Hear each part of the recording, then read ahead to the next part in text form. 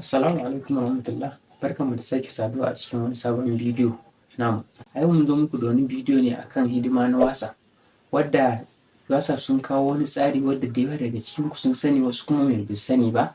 Akan me WhatsApp sun zo da wani icon wanda yake taimakawa wajen rage hidima na munafurci, ko kuma misali idan kana so ku sirri da abokinka, zai zama na a ce me yayin da kuka yi voicing, misali in kuma voice ne, ya zama na a ce ka tura masa voice na saƙon sirrinku, ba zai ba shi dama ya tura wa wani ba, domin hidima na munafurci da sauransu.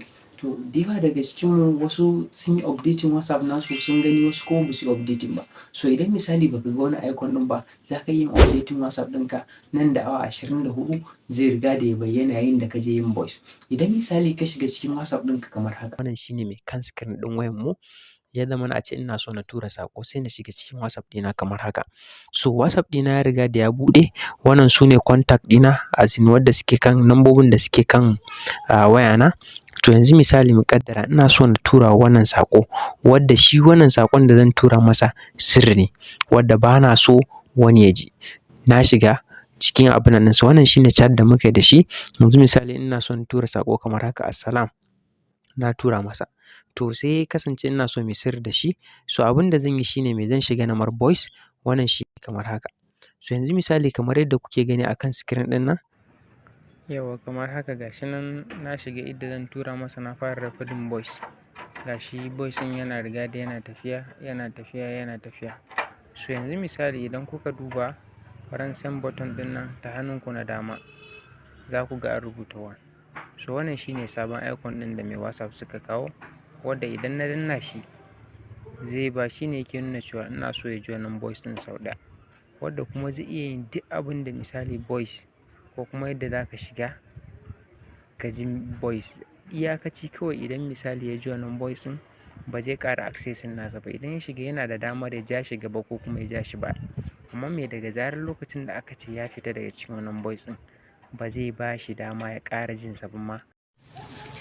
Yauwa wannan ita ce kan screen ɗin da na tura wa saƙo ma abokina. Yanzu misali mu ƙaddara cewa abokina ya shiga cikin mai WhatsApp ɗinsa kamar haka. Wannan su ne contact ɗinsa, kuma misali message nasa. To misali saƙona ya yi saving number da Abdul, gashi kamar haka. Na buɗe, ya buɗe cikin wannan saƙon nasa. To yanzu misali kamar yadda muke gani akan screen ɗin cewa me, ga wani saƙo nan na voice message, wadda shi ne mai saƙon da na tura masa already, sannan kuma mai da wannan icon ɗin guda ɗaya. So wannan yana nuna cewa me, yayin da aka ce ya buɗe wannan saƙon, to yana da access da shi sau ɗaya. Amma me, lokacin da ya shiga cikinsa zai iya me forwarding nasa kamar haka. Yanzu misali mu ƙaddara ya buɗe wannan saƙon kamar haka. Gashi me, today na tura masa saƙo. Gashi misali ya buɗe message ɗin, yana ji. Yana ji. To a ciki misali mu ƙaddara cewa mai bukai amin zai iya, yana da access da shi ya tura shi gaba ko kuma ya dawo da shi. Ba zai iya yin komai, yana da access da shi. Amma me, lokacin da aka ce ya fita daga kan wannan message ɗin, to ba zai ƙara buɗe masa wannan saƙon ba, shi kenan. Wannan ba zai ba shi dama ya tura wani ba, ko kuma wani ya ji sirrinku. Yanzu misali mu ƙaddara gashi ya yi back, ya riga da ya rufe wannan saƙon da na tura masa, ya gama abin nan ɗinsa kenan.